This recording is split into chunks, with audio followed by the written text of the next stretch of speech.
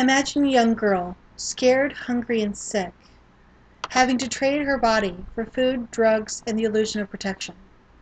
Now imagine that little girl is your baby sister or your daughter. How would you feel?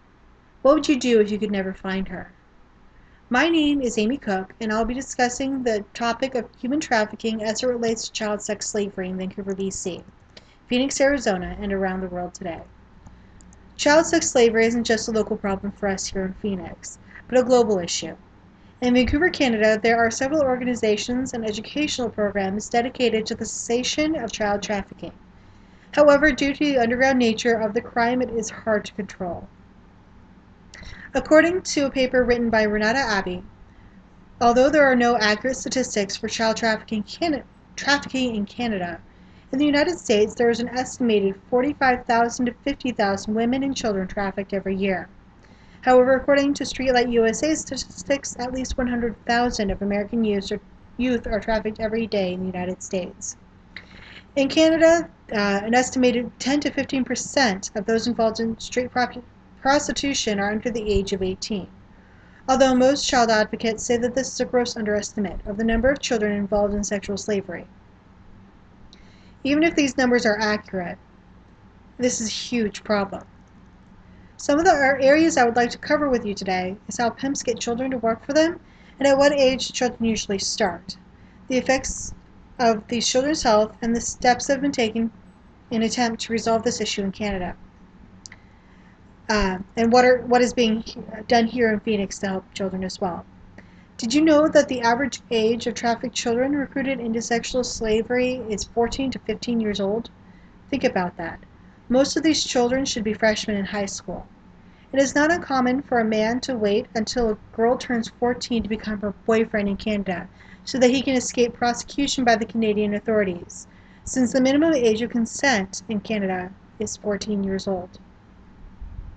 These relationships generally tend to be sexual in nature, and the men tend to be drug addicts who try to get the girls hooked as well, eventually to the point of having the girls sell themselves for drugs or money. Recently, there was a Supreme Court case over child pornography that put an emphasis on raising the minimum age of consent in Canada in order to provide better protection for the country's children.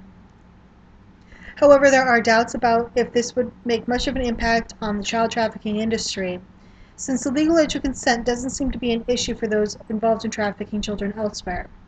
For example, the legal age of consent in the United States varies from state to state between 16 and 18 years old. Yet the average age of entry into sexual slavery in our country is 13 years old. Unfortunately, many of these children cannot return home once they are taken in by a pimp. Some are runaways, many from abusive households. According to Abby's report, there is a high correlation between sexual abuse from a trusted adult, guardian, or family member and children who eventually become used in child trafficking. These children will often run away only to be targeted by individuals or groups at malls, parties, or government resources such as group homes, detention centers, and party houses. Drugs and gifts are most commonly used to entice them. Occasionally, girls under the pimp's control will recruit other girls to join them. And that isn't the worst of it. The children don't just stay in the city where they're recruited. They can be trafficked to other cities, provinces, and even internationally. An article written by the Vancouver Observer just before the Winter Olympic Games in 2010 cited Robin Pike of the Office to Combat Trafficked Persons, likening the network of trafficked persons to the Underground Railroad used during slavery in the United States. Social service providers speculate that the average life expectancy of these children is about 7 years from the point of entry into sexual slavery. The reason being that they are exposed to increased violence and health problems. They are abused by their pimps and their johns, tortured and raped. Many are dependent on drugs given to them, some even overdosing on those drugs. Many suffer from malnutrition or are exposed to STDs such as HIV and AIDS. Many become depressed to the point of suicide. Abby also reports that educational programs such as British Columbia's Be Aware Taking Care program provided information to schools and youth programs about recruitment dynamics.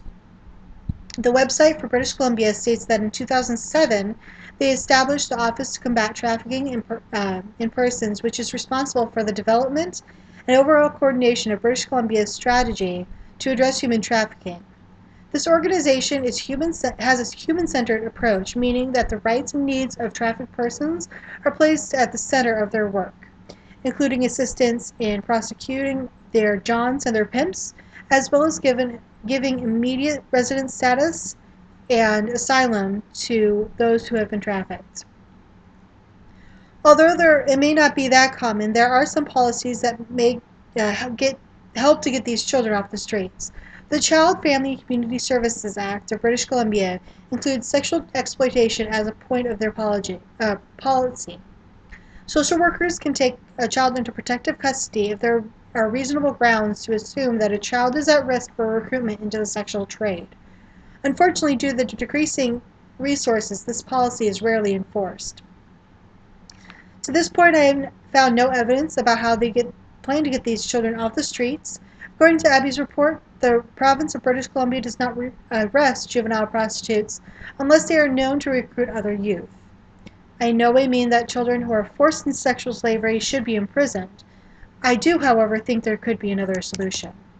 For example, here in Arizona, we have a relatively new program known as Streetlight USA. Although it was founded by local and national churches, it is open to any child who needs their help to get out of sexual slavery. Instead of arresting the victims of child slavery and sending them to jail, here in Phoenix they are sent to Streetlight to get help. At Streetlight they are provided with an education both in the form of a GED as well as being taught basic life skills, like learning a budget and the basics of banking, cooking, conflict resolution, and hygiene. They also receive medical and psychological care while they are there. While this is a wonderful program, it is a very small pebble in a very large pond. Although the plan is for Streetlight to eventually expand to different cities, right now it is limited to one location here in Phoenix. Streetlight and programs like it need to be available to the victims of child trafficking and sexual slavery all over the world. Unfortunately, there could be some resistance to this type of program, and not only from the pimps and child traffickers. Streetlight was formed by several churches, so there may be some who might resist it on the basis that the program could indoctrinate children. A couple parts of the program is behavior modification and spiritual support. Some may fear that in the process of behavior modification to undo the original brainwashing done by the pimps, that the facility's employees may force their religion on the children by way of spiritual support. Another objection may be the cost to start a location. The original funds raised for the facility were upwards of $2.5 million. Streetlight is also a female-only facility, meaning they only take in girls. Boys should also be able to have access to the same kind of program offered to the women. Child sex slavery will likely continue, even if facilities like Streetlight are in operation. It is an ever-growing global problem. Despite the nature of this industry, we should still support the expansion of programs such as Streetlight that are aimed at saving children caught up in sexual slavery. Also, Streetlight and other similar organizations should be open to expanding their services to young men the same as they do for young women. Although it may seem like throwing stones into a river to create a dam, the few children who are saved by programs such as these will be able to move on with their lives free of pimps, free of slavery, free at last. As you can see, the issue of child slavery isn't just a Vancouver thing or a Phoenix thing. It is much bigger than that. It is a global issue that we must be aware of, not only for our sake, but for the sake of our children. Until we can find a permanent solution for human trafficking, it will continue to be a nightmare hidden in the shadows of our cities. We must find a way to teach our children to recognize the methods that pimps will use to seduce them into being trafficked for sexual slavery.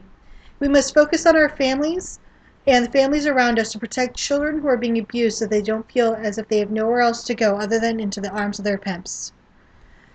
When you go home tonight, hug your children. Tell them that you love them. Let them know that they are well loved and wanted. Look into supporting or volunteering with programs such as Streetlight that served our community by helping to rehabilitate abused youth who were once caught up in sexual slavery. Perhaps even write to Streetlight and request they consider opening a center for boys. Ask them how you can help to open a new facility in other areas. While human trafficking may never go away, we can at least take comfort in the fact that they are supporting programs that are meant to take these abused children off the street and help to get them on their feet and support themselves. But we are giving them a chance at new life. Thank you for watching my video, and I hope I've given you something to think about. Have a great day.